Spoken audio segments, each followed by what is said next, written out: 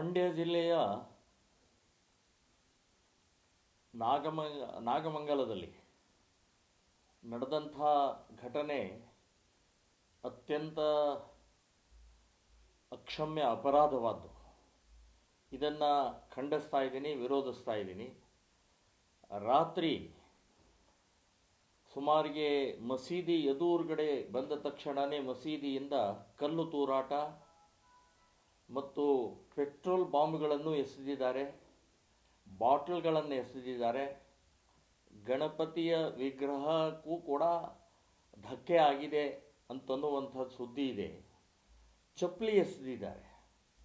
So ಇದು ಯಾವ ಮಾನಸಿಕತೆ ತೋರಿಸುತ್ತೆ ಅಂತನ್ನುವಂಥದ್ದು ಮುಸ್ಲಿಂ ಸಮಾಜ ಬಹಳ ಗಂಭೀರವಾಗಿ ಯೋಚನೆ ಮಾಡಬೇಕು. ನೀವು ಅಲ್ಲಾಹನ ಪೂಜೆ ಮಾಡ್ತೀರಿ, ಓಕೆ, ನಾವು ಯಾವುದೇ ಸಂದರ್ಭದಲ್ಲೂ ನಿಮ್ಮ ಹಬ್ಬದಲ್ಲಿ ಯಾವುದೇ ಗಲಾಟೆ ಮಾಡಿಲ್ಲ, ಎಲ್ಲೂ ಗಲಾಟೆ ಆಗಿಲ್ಲ, ಗಲಾಟೆ ಮಾಡೋದೂ ಇಲ್ಲ. ಆದರೆ ಇವತ್ತು ಗಣೇಶನ ಹಬ್ಬ ಇರಬಹುದು ಅಥವಾ ಹಿಂದೂಗಳ ಹಬ್ಬದಲ್ಲೇ ಗಲಾಟೆ ಆಗುವಂಥದ್ದು ಯಾಕೆ?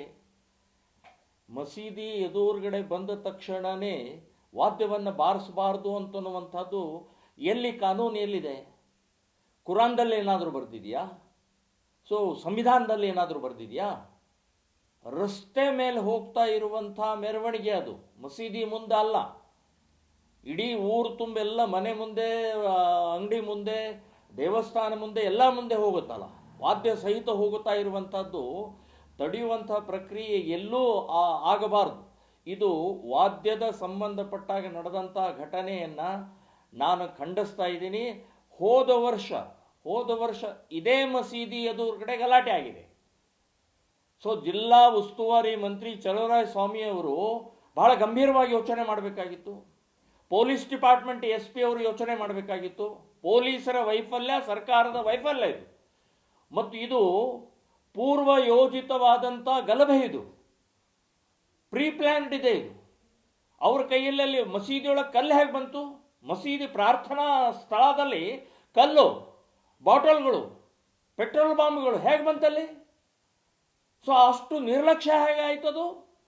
ಇದು ಚಲುವರಾಯ ಸ್ವಾಮಿ ಅವರದ್ದೇ ಕುಕೃತ್ಯ ಅಂತನ್ನುವಂಥದ್ದು ಹೇಳ್ತೀನಿ. ಚಲುವರಾಯ ಸ್ವಾಮಿ ಇದಕ್ಕೆ ಜವಾಬ್ದಾರಿ. ಇದು ನೀವು ಉಸ್ತುವಾರಿ ಮಂತ್ರಿ ಇದ್ದೀರಿ, ನೀವು ಅಲ್ಲಿಯ MLA ಇದ್ದೀರಿ.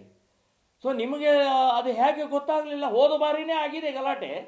ಈ ಬಾರಿ ಎಚ್ಚರಿಕೆ ವಹಿಸಿ ಆ ಮಸೀದಿ ಎದುರುಗಡೆಗೆ ಸಾಕಷ್ಟು ರೀತಿಯ ಅಲ್ಲಿ ಬಂದೋಬಸ್ತ್ ಮಾಡಬೇಕಾಗಿತ್ತು. ಮತ್ತು ಪೂರ್ವಭಾವಿಯಾಗಿ ಶಾಂತಿ ಸಭೆಯನ್ನು ಮಾಡಿ ಸಂಧಾನ ಮಾಡಬೇಕಾಗಿತ್ತು, ಅದು ಮಾಡಿಲ್ಲ. ಸೊ ಇದು ವ್ಯವಸ್ಥಿತವಾಗಿ ಒಂದು ಕುಕೃತ್ಯ ನಡೆದಿದೆ. ಇದನ್ನು ನಾನು ಖಂಡಿಸ್ತಾ ಇದ್ದೀನಿ, ವಿರೋಧಿಸ್ತಾ ಇದ್ದೀನಿ. ಅಷ್ಟೇ ಅಲ್ಲ, ಇವತ್ತು ಆ ಯಾರು ಘಟನೆಕಾರರಿದ್ದಾರೆ, ಯಾರು ಕಿಡಿಗೇಡಿ ಮುಸ್ಲಿಮರಿದ್ದಾರೆ, ಅವರನ್ನು ಸರಿಯಾಗಿ ಹದ್ದು ಬಸ್ನಲ್ಲಿ ಇಡಲಿಲ್ಲ. ಇಡೀ ಸಮಾಜಕ್ಕೆ ದೊಡ್ಡ ಕಳಂಕವನ್ನು ಬರುತ್ತೆ. ಗಣಪತಿ ಮೇಲೆ ಇವತ್ತು ಚಪ್ಪಲಿ ಎಸಿತೀರಿ ನೀವು, ನಮ್ಮ ದೇವರ ಮೇಲೆ ಚಪ್ಪಲಿ ಎಸಿತೀರಿ ನೀವು. ಸೊ ಇದು ಸುಲಭವಾಗಲ್ಲ. ಇದು ನಾವು ಗಂಭೀರವಾಗಿ ತಗೊಳ್ತೀವಿ. ನಾನು ಹೇಳೋದು, ಮಂಡ್ಯ ಜಿಲ್ಲೆಯಲ್ಲಿ ಇರುವಂಥ ಮುಸ್ಲಿಂ ಸಮಾಜವನ್ನು ಬಹಿಷ್ಕಾರ ಹಾಕಬೇಕು. ಹಿಂದೂ ಸಮಾಜ ಇದನ್ನು ಯಾವತ್ತೂ ಕ್ಷಮೆ ಮಾಡುವುದಿಲ್ಲ.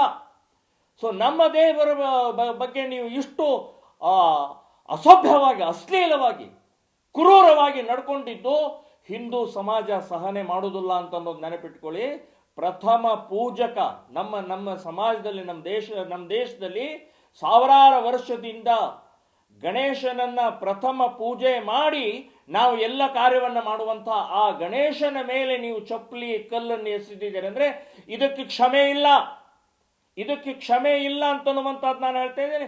ಇದನ್ನ ಇಡೀ ಕರ್ನಾಟಕದಲ್ಲಿ ಉಗ್ರವಾದಂಥ ಹೋರಾಟವನ್ನು ಮಾಡ್ತೀವಿ ಅಂತನ್ನುವಂಥದ್ದು ಸ್ಪಷ್ಟವಾಗಿ ಹೇಳ್ತಾ ಇದ್ದೀನಿ. ನಾನೂ ಕೂಡ ಇವತ್ತಿಲ್ಲ ನಾಳೆ, ಇವತ್ತು ನಾನು ಹಾವೇರಿಗೆ ಹೊರಟಿದ್ದೀನಿ. ನನಗೂ ಆ ಹಾವೇರಿಯ ಜಿಲ್ಲೆಯ ರಟ್ಟಿಹಳ್ಳಿಯಲ್ಲಿ ನನಗೆ ಬ್ಯಾನ್ ಮಾಡಿದ್ದಾರೆ. ಹಿಂದೂ ವಿರೋಧಿ ಸರ್ಕಾರ ಇದು. ಸೊ ನಾನು ನಾಳೆ ಅಥವಾ ನಾಡದ್ದು ನಾಗಮಂಗಲಕ್ಕೆ ನಾನು ಹೋಗ್ತೀನಿ ಅಂತನ್ನುವಂಥದ್ದು ಸ್ಪಷ್ಟವಾಗಿ ಹೇಳ್ತೀನಿ. ಇದನ್ನು ನಾವು ಎಂದೂ ಕ್ಷಮೆ ಮಾಡೋದಿಲ್ಲ. ಚಲುವರಾಯ ಸ್ವಾಮಿ ಅವರು ರಾಜೀನಾಮೆ ಕೊಡಬೇಕು ಇದಕ್ಕೆ ಅಂತನ್ನುವಂಥದ್ದು ಹೇಳ್ತಾ ಇದ್ದೀನಿ.